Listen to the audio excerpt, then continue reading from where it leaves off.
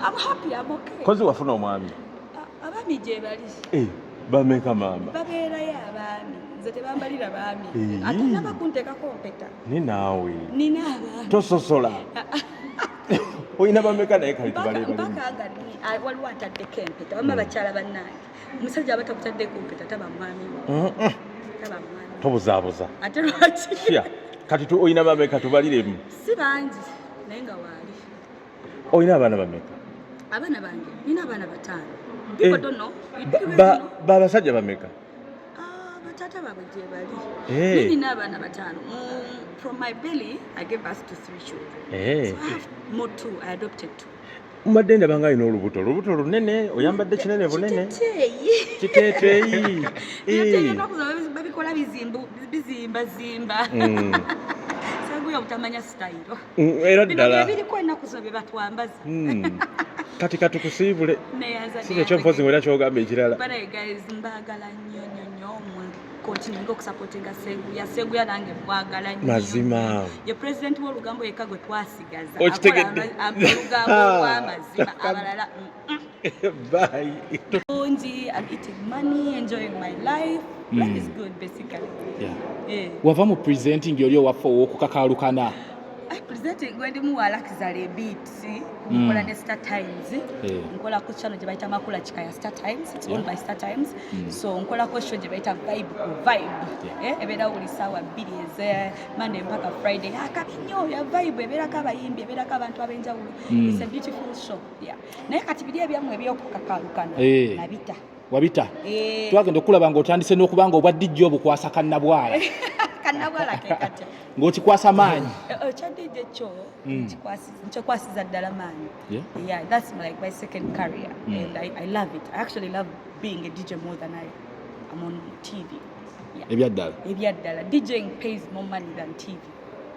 Ekyozeeyo wakola kyova wasalawo obe ng'osala eddiiro. Nasala eddiiro because nebiri nali ntandise obbikoowa olugambo nali ntandise obbikoowa. Ng'okoye entalo ne baserebu abayimbi. Sayina ntalo nabo kubanga be bankuza abasinga obungi be bankuza. So I grew up with them.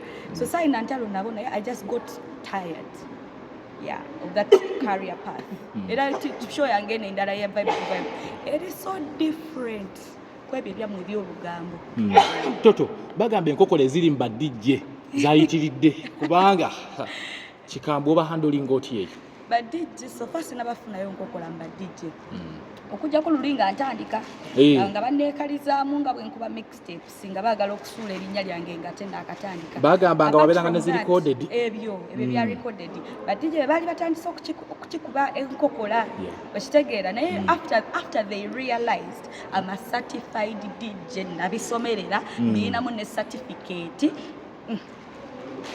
Kubanga kubba abasinga tebalina certificate ya bwa DJ bayiga kinge ne batandika okukola. Wafuna ne certificate yes, zato? I graduated in DJing. What are you saying? We graduating irawo. Na graduating agubuza Douglas Ranga Papa Skills Uganda government nempa ne certificate. You know Uganda government gives you a certificate of what you have done. Yeah.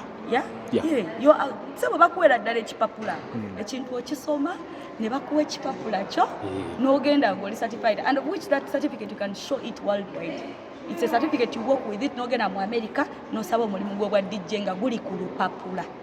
Yeah, that is why I do international gigs. Sinti lwakuba zato mulungi oba yasinga. Basooka saba ipapula gwo ogenda okukola international gigs. Oba obalaga you're certified. That is what it means to be certified.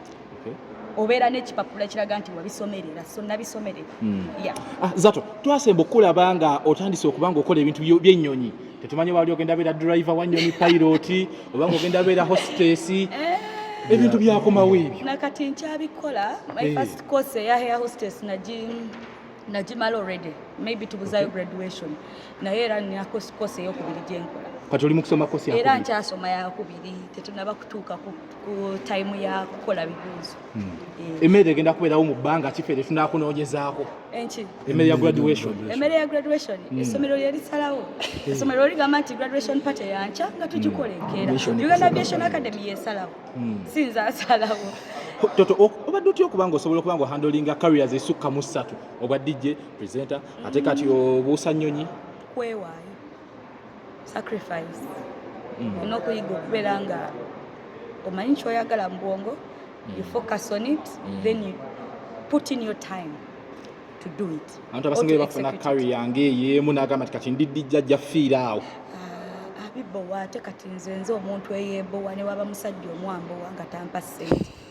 Leero bw'ompa tekitegeeza nti enkya tugenda kumpa. So nze omuntu atuuka ekisaani ne yeebbowa especially in these career things. Obikola n'ogamba oba kati tuno tuli ku ki oba bibadde ki nga tebikyakujjaamu tebitambula olaba tomuuka olaba yo stuck. So once I reach that extent nga I'm stuck in something. Olaba tokyeyongerayo. Nga ndaba sirina kye nneeyongerako ate omutima gwange gwagala nnyo okubeera nga nina kye nneeyongerako. Nga nkita nga nkola ekirala oba nga nnyongerako ekirala. Watera ng'otukolera pate zaffe ez'abakyala. Tugenda mu kisiibo abakyalo bayiyirizaayo kati nga tuyingira ekisiibo. Nsigenda kusiiba this time around saagala nakwesembereza ddiini ya busiraamu.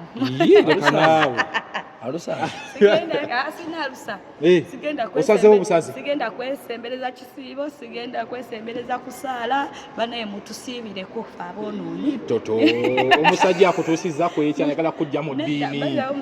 Basajja bange oba musajja wange muwarabu so asaba atanywa mwenge takola biki naye nze ng'omuntu nasazeewo sijja kusiiba.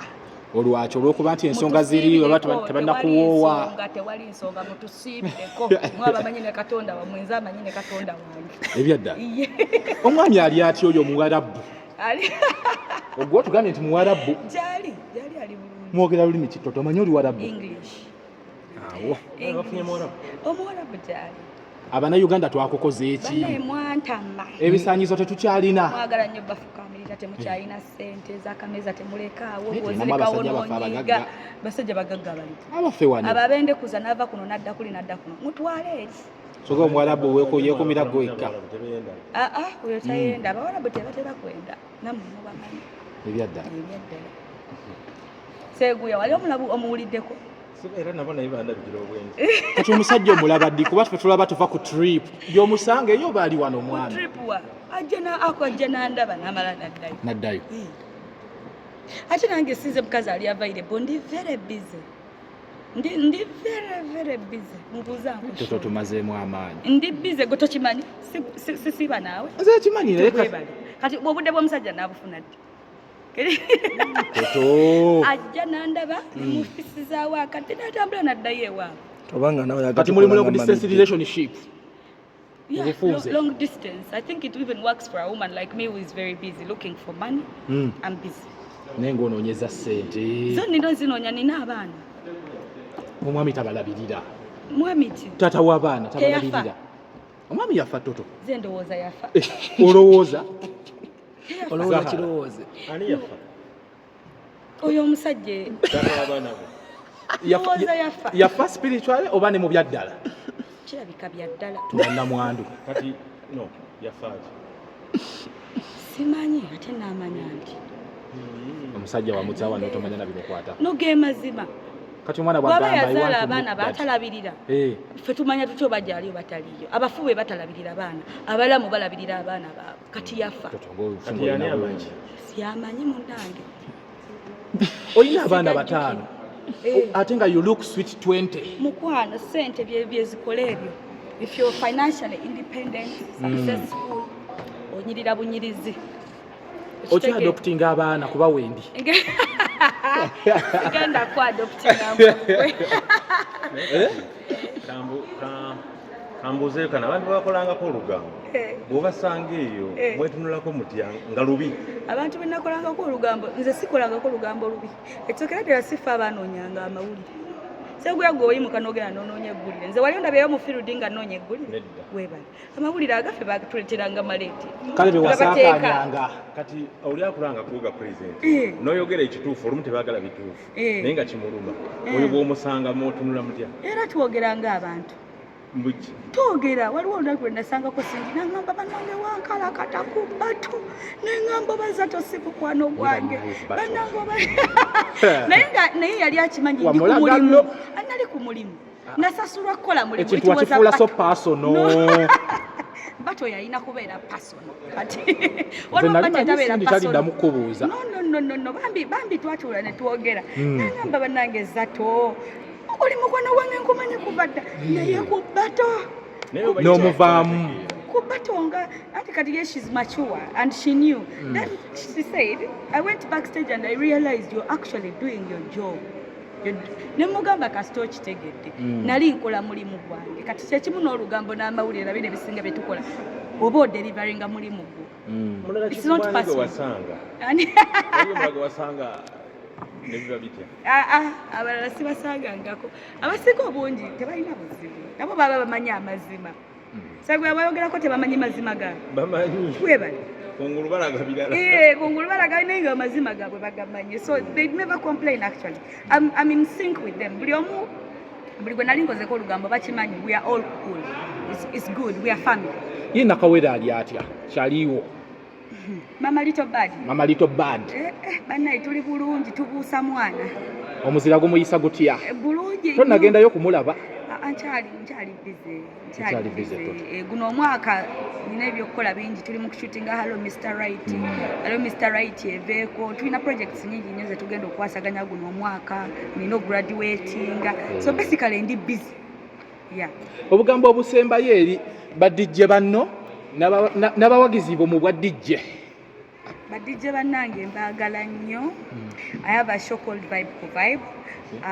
Gongomanyi oli dijje nga you're talented mujje tubakyaze mbawe platform.